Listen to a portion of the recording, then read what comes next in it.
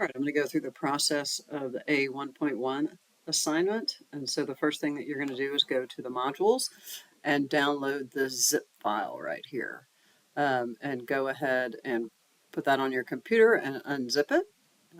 Once you get it onto your computer, you'll have a zip file right here. And if you unzip it, you'll get these folders. The A1 raw data is the one that you're going to use to download your information. So if I double click on it, it'll have ceiling, floors, and walls separated.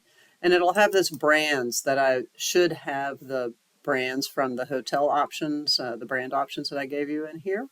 And then if I go back, what you'll do is go online and download your material selections and put them in these different folders. One of the things that is really important is to keep things organized when you're using Revit, because the data is really important. So being able to access that efficiently is important.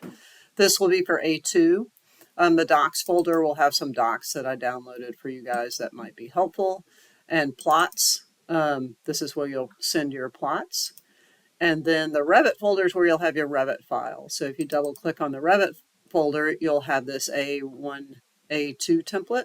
You'll also have a texture maps folder, which is important. If you double click on it, you'll see here that just for informational purposes, I've put the ceiling, which is the C, and then the floor, which is the flow text, and then the wall material swatches that I use to make the material in Revit. And please notice that they're all named consistently and stack next to each other. So you want that to be pretty efficient.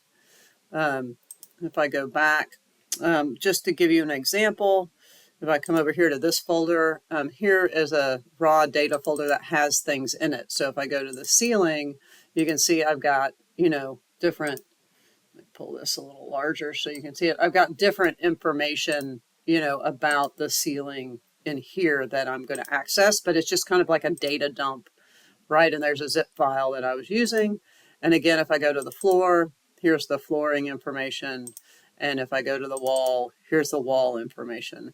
If you, change or have sometimes I put an archive folder in them if I just want to dump something in there and keep the most current stuff here. So the first thing you'll do is download this zip folder and go in and start to fill up your raw data folder with your brand. References for your ceiling material, your floor material, and your wall material. Okay, so you don't have to do them all before you start the next process, but you need to do at least one, right? And so what you're going to need eventually is a swatch and things like that. You won't need it immediately, but we are going to eventually build a material, so you'll need something like that. And I'll go over that when we get to it. Okay. So the next video, we'll open up the template and start working.